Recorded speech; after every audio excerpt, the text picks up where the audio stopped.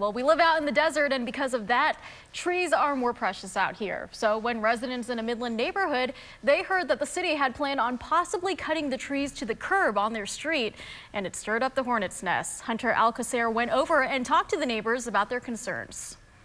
The trees on Ridglea Drive have been there since the 60s and are considered part of the charm of the neighborhood street because of the way they arc over parts of the street. The city had the idea to recoat the street, but they would have had to trim the parts of the trees over the street to make more room for the work vehicles.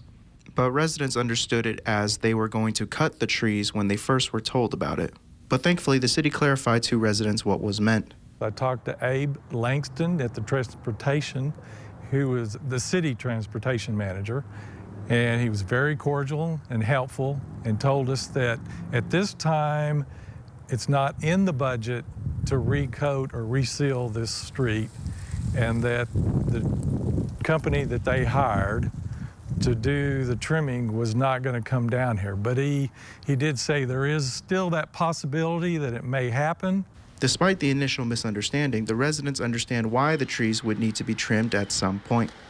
Well, I understand because vehicles now are taller, fire trucks, emergency vehicles like that do need to get down this street to help anybody in need. But the way it was described to me from the contractor, these trees were going to be cut all the way back to the curb, which takes away from the appeal of this street. And the residents of Ridglea Drive hope their street keeps that appeal in the coming future. In Midland for News West 9, I'm Hunter Alcacer.